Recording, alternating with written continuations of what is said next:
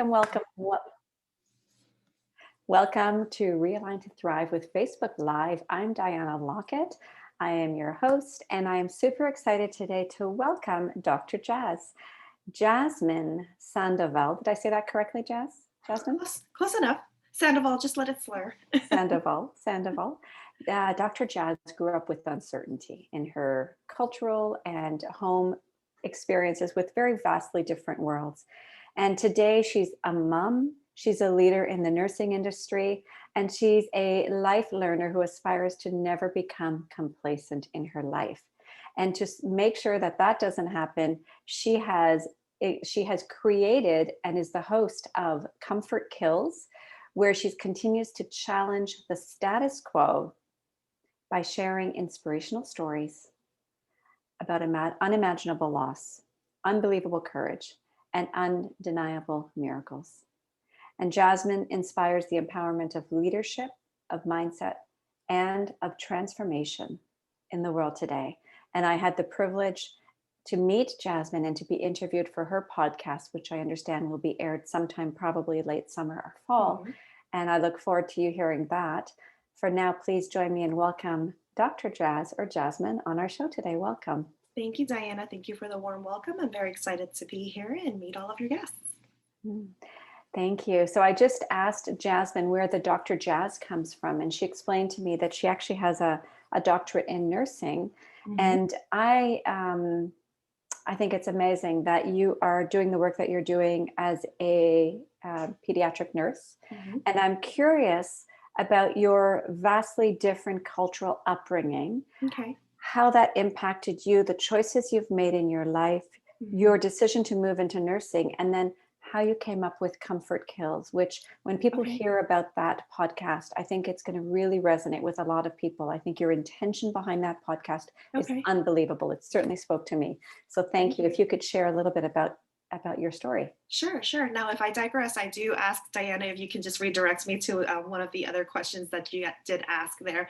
But so my cultural background is I am Vietnamese American. I am what is known as one of the product of what they called boat people. My parents were Vietnamese refugee from Vietnam, escaping what then at that time in the early 80s was a communist country. And so they made their trek to America, and along the way, my mom was pregnant with me, and they had to have a layover in the country of Malaysia, and that's where she gave birth to me. And then eventually I came to the US as a 3-month-old and a refugee. So in all essence, I am considered a refugee because of the status of being born in utero or being in utero and then being born overseas and then coming to the US at that time. Mm-hmm. And so growing up, it was very difficult because I had my parents who are very in their Vietnamese culture and traditions. And then here I am trying to grow up in an American society where refugees are still just coming to the States at that time. We were not quite assimilated. We ended up settling in the DC metropolitan area where it was very, very diverse. But then at the same time, I just had difficulty growing up, not understanding where my feet should really fall, whether I should embrace my Vietnamese culture or become assimilated into American culture. And so as a young child growing up into that, I didn't know when I'm supposed to speak Vietnamese, when I'm supposed to speak English, and so it would be that the what we call like the elders. So our parents would always, if I had a Vietnamese friend over and we were conversing in English, we would always kind of get the speak in Vietnamese to each other, even because we can speak both languages. And so it was difficult to really embrace that. And so I had my American friends that obviously was able to speak English too, but it was just difficult trying to balance the two worlds, balancing the cultures, what's American versus what's Vietnamese, and then just marrying the two together and finding that balance. And so I struggled a lot growing up with not understanding where I really need to be and what I should embrace. And I think for the longest time, I think I just kind of set aside the Vietnamese culture because we didn't have a lot of Vietnamese growing up in our community. We had a few here and there, but not a lot, and enough to say it was a very strong community. And so I kind of just let go of that and embraced the American culture and had my American friends, my friends who were of all different race and ethnicities. And it really wasn't until starting my podcast really when I met other Asian Americans and I realized how starkly similar our upbringings were, no matter where we were. I've Yeah. met Asian Canadians, I've met Asian Australians, and just the same similarities of having those struggles of growing up in two different cultures and traditions, not knowing how to embrace what to embrace and what is right or what is wrong. That was really, really eye opening for me to realize, well, I'm not the only one going through this. Now, I had brothers, but my brothers were a little different. My older brother was very to himself, very introvert. My younger one was born here in the States. And so he was more, I felt like he was the one that learned English right out the womb because my older brother and I were teaching him how to speak English. And so for him, actually, Vietnamese is more of a struggle for him. And it's not, he's not as fluent in speaking the language because we kind of like forced the English language on him so that he could learn and didn't have the same struggles that we did going to school in kindergarten and not understanding how to speak what your teacher is, not understanding your teacher at all. So, Yeah. And I think this is an all too familiar stories. mhm. Certainly in Canada, which is where I am, where I see, and I work in education, and I see so many children coming to school and they don't speak the language, Yeah. or they don't speak the language of the classroom, the English, and it's very difficult for them. I'm Mhm. wondering if you could reflect on your upbringing and your experiences, and what was the gift in it? The gift is really what is now a gift, and what I now realize and embrace as a gift was what I probably would have called a curse growing up, which is Mm. having those two completely different cultures that I have to embrace and figure out how to balance the two in my world. And so growing up, that was definitely something that I was a little bit more embarrassed about. If we went to the store and my mom needed to find a certain product or where the restroom was or anything like that, I was the translator. And so I Mhm. was very, and I'm really embarrassed to say when I was younger, I was very embarrassed by that. I didn't want to be the translator. I wanted her to just learn how to speak English and ask for yourself. And I growing up now and being an adult, realizing how embarrassing it was for me to act that way. And maybe even I don't even know like where my mindset was at that time. I just knew that I wanted to be like everybody else. I wanted to feel like I fit in like everybody else. And so what I thought was a curse back then is now a gift to me because having the different types of traditions and my children are they're interracial as well. And so being able to tell them this is what the culture is, Mhm. this is how things work in my culture versus your dad's culture. And so now you just take that, and whenever you grow up and you find the love of your life and you decide to start a family, you guys figure out what it is you want to embrace and not, and you want to pass down to your children. And so having children of my own, I think made me realize, okay, I do have to, even though they don't speak Vietnamese, I tried to get my mom to teach them how to speak the language. And she was more adamant at this point to just learn English from them. And so it was really cute how she was more like, oh no, they're American. We'll just speak English. It's okay. And I'm like, but you're supposed to teach them the language that you forced on me. And so that was definitely like what that was probably, I will say that's my biggest blessing is having those mixed cultures and having those different viewpoints, having a mother who over and over and over reminds me if you're still in Vietnam right now, you wouldn't have these luxuries, you wouldn't have these things, you wouldn't have these all of these things that are considered luxuries where we back then were just trying to feed ourselves on a day-to-day basis. We didn't know where food was coming from. We were, my mom grew up in the war, the 25 years of war in Vietnam. She lived through all of that.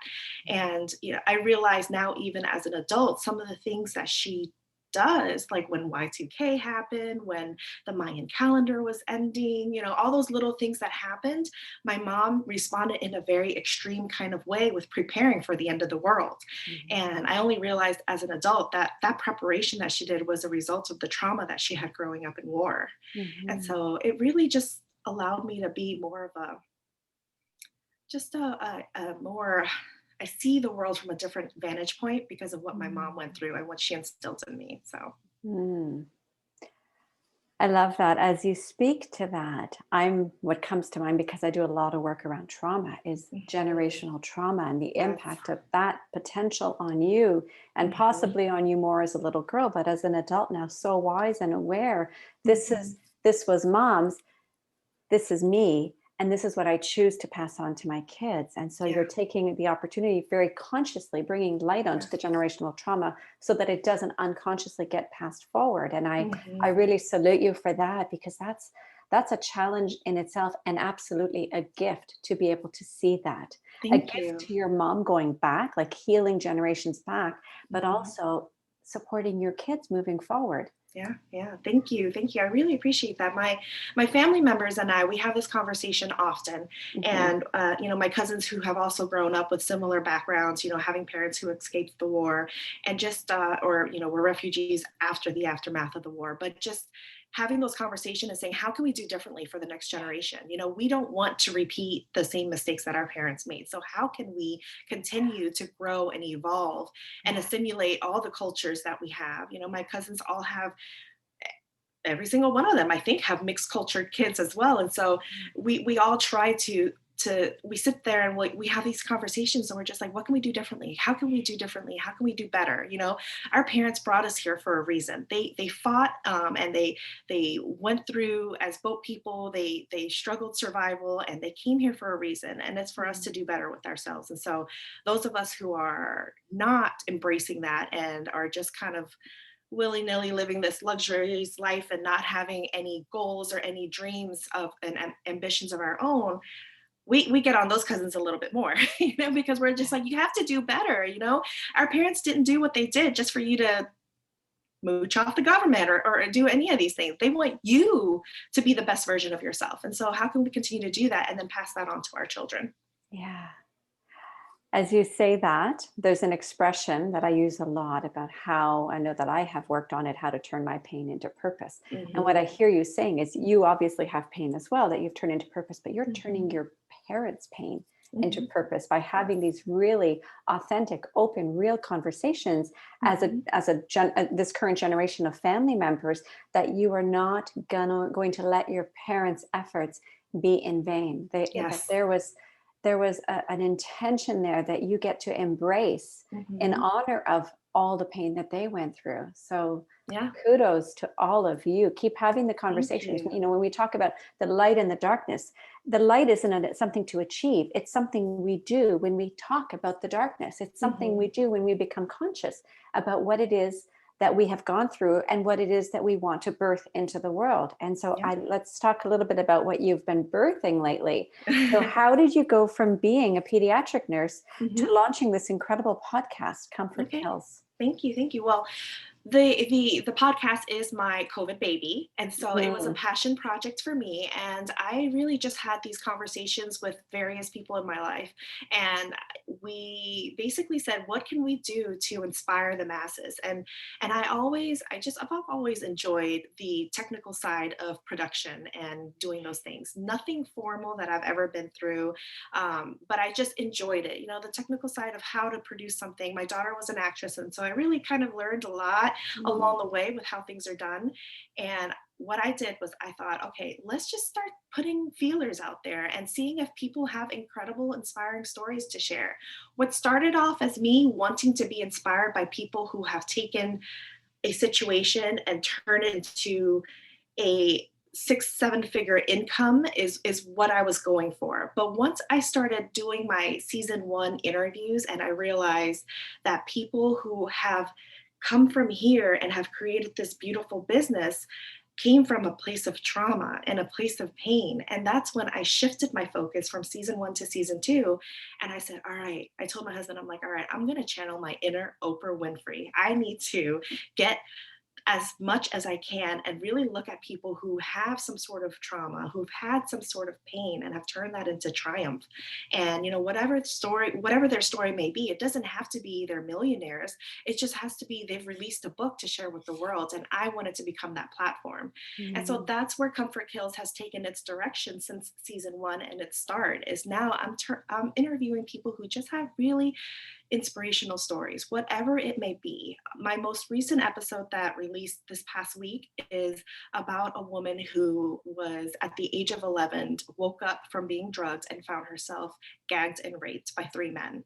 And she said Mhm. herself that her rape was a form of payment from her mom to the drug dealers for her drugs. And so now taking that situation at the age of 11, you would think that would ruin a person, but it didn't. What she did with that instead was now she's wrote a book about it. She's created a podcast about it. She's spoken to other people, other therapists. She's created this whole community under her that really helps for her to continue to share these stories and get it out there so that we can understand what her story once looked like and now where she's gone with it, and not just being a victim anymore. And that's one of the main things that most of my guests have always said. They're tired of being a victim. They no longer want to take that victim status and they want to move on from it. And moving on from it meant they started guest speaking at events. They started working for different types of organization or volunteering for different organization that spoke on these topics, and just really getting the word out there that you don't have to be a victim anymore and that you can thrive from this.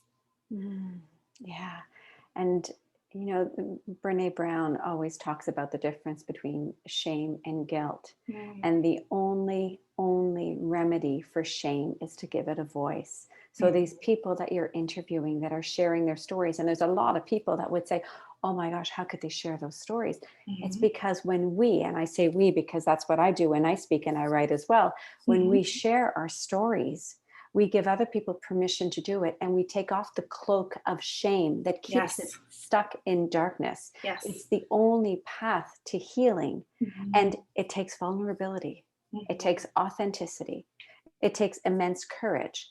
And for me, there's no other way to live. And I know not everybody's going to understand that. But for those of us who've taken that step, who've written that book, who've stepped on that stage, who've started a podcast, who talk about their interracial experiences today based on the impact from their past and all of that stuff, it's by speaking about it that we start to normalize our pain, and we no longer are victim to it. So I love it. And I have to say, what attracted me to your podcast the most was the name. I love the name. Tell me how you came up with that. Well, one of the phrases that my cousin and I actually used to throw around a lot was comfort kills ambition. Comfort kills dreams. Comfort kills your goals. Comfort kills you being able to achieve more because you're comfortable. You're happy where you are.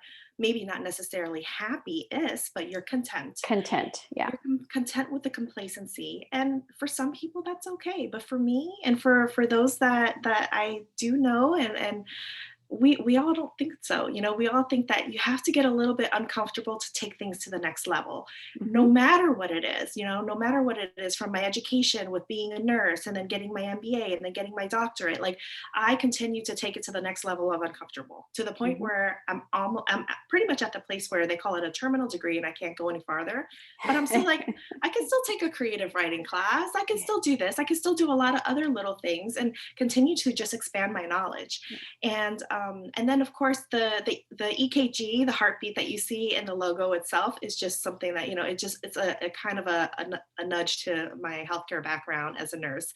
And so comfort kills in itself, holistically, me being a nurse, I think just overall the message itself really draws attention to it. And it just makes you a little curious about what it truly means behind all of that. And it's really just saying, get comfortable with being uncomfortable, because complacency is boring and it's time to start moving on and doing more with yourself. And so if you're feeling a little too comfortable in your chair, get up and move.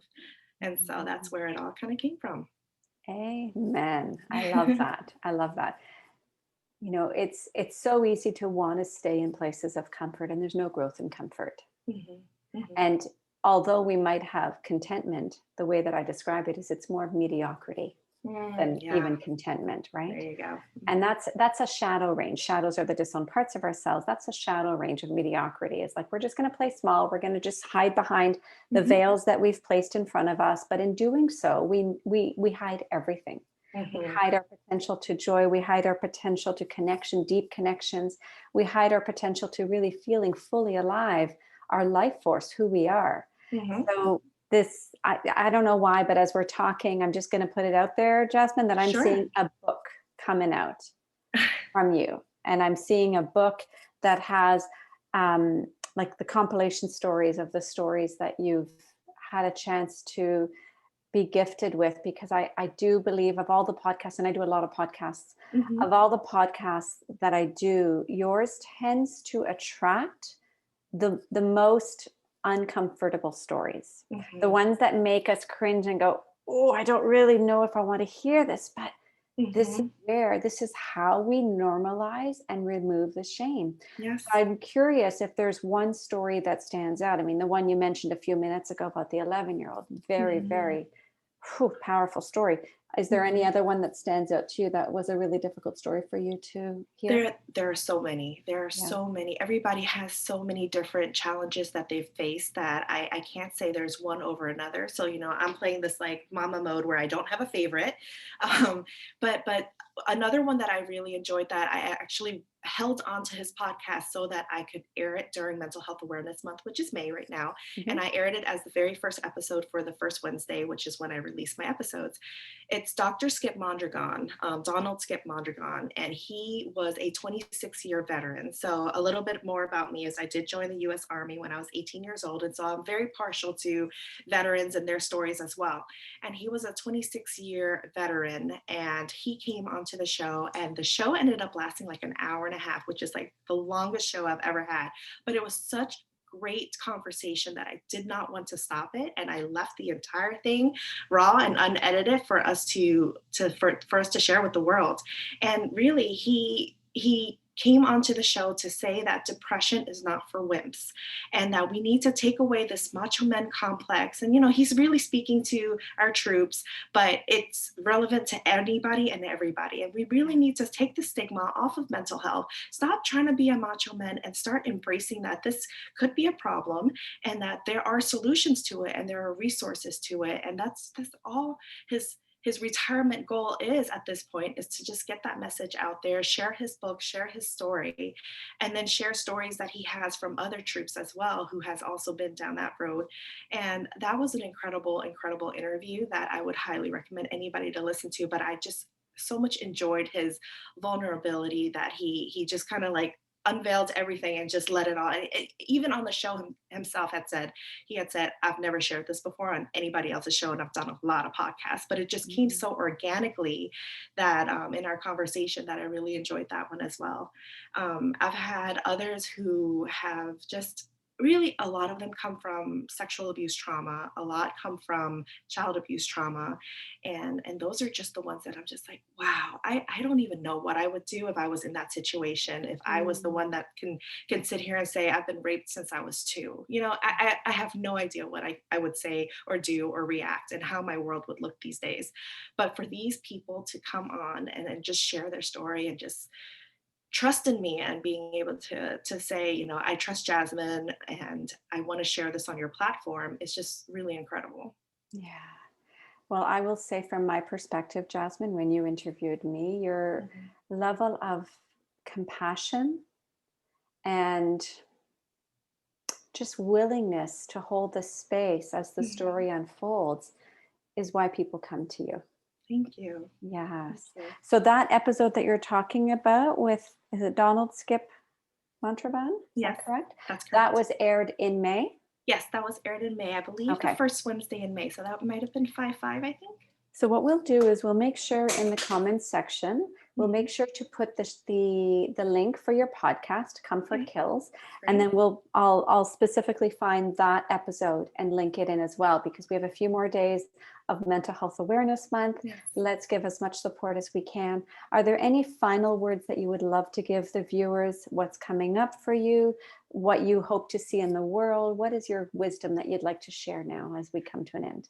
Well, Diana, it was really funny that you did say you had this vision of a book coming and compilation of stories. What I've actually am working on the back end is what's called Tales from the Bedside, which is Mhm. actually a little bit more of a homage to my nursing background. And what I wanted to do was share stories of clinicians, of healthcare clinicians, as well as patients and families, of just the incredible stories that they've been through. Some of them end in demise, but some also end with miracles.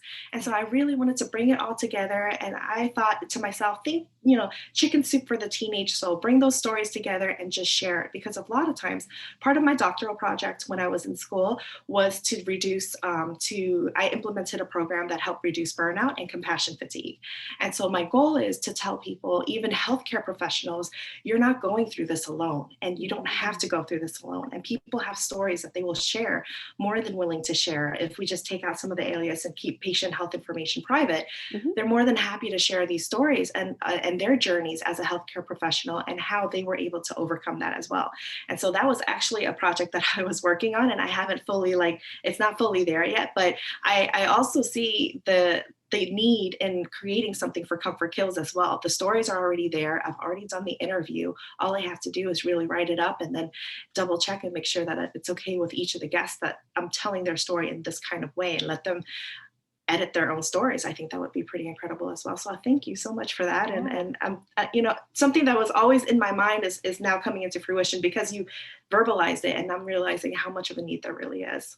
Yeah, and I think especially today, I think it's Mhm. the timing is so critical. And so, Tales from the Bedside would be right now. You have, is it a blog, or I know that you've got some articles for that, right? I Is it do. isn't it a blog format? Right now, it's more like in a Facebook Okay, group Facebook format. group. I Okay, haven't. I have the website already reserved. I have it so that it's created in a blog format so that it can be okay. shared that type of way. I just haven't had the chance or the time to get there yet. And But the Facebook definitely, group, what's the Facebook group? Tales from the Bedside Okay. is the Facebook group as well. And anybody and everybody can join, read the stories, share their stories. If you want Yeah. to be anonymous, you can definitely share it via private message. And then I'll make sure we take all of the identifiers out of there. So I'll share that in the comments as well. And anybody Thank watching, you. I'll encourage you to share it with anybody that you know that works in healthcare, because I think that people need Wonderful. to feel supported. They need to feel they're not alone. Hmm. I started personally a couple of, maybe about 6 or 8 months ago, I started because I'm also a yoga teacher trainer, I'm a coach and a meditation teacher. So I put together some very short, um, maybe 20, 25-minute practices that include just standing movement. So it's not necessarily yoga, but there's some kind Hmm. of standing movement that doesn't require any particular clothing, doesn't require a mat. People can go into a closet at their break and do this to let Yes. go of the stress. And then it includes some coaching. So it's all themed with coaching and Okay. meditation or breath work. And so Yeah. I started that. I think I've done about 7 or 8 episodes. Mm. And my hope is to get it on some kind of an app Hmm. to be shared among healthcare professionals and Yeah. any first responders. But really, my intention was my friends who are nurses, and I Uh-huh. see them coming home from their shifts and they're tired. Hmm. They're so tired. So I really want to give something back. Yeah. So I love that you're doing this. Tales from the Bedside. We'll share it in the comments as well. Jasmine, thank you so much for coming on today. It's such a pleasure Thank you, spending Diana. time with you, getting to know a little bit more about you. And anybody who wants to reach Jasmine, you do have a website? I do. I do. It's comfortkillsmedia.com. Okay. And then I do have one on the horizon, which isn't fully done yet, which I'll send that to you at a later time if there's ever an opportunity. But comfortkillsmedia.com is the best way to get a hold of me. Great. And it's info@comfortkillsmedia.com. Thank you so much. Have an amazing Thank weekend. you. Thank you so much. You as well. Just hang on for a second, okay?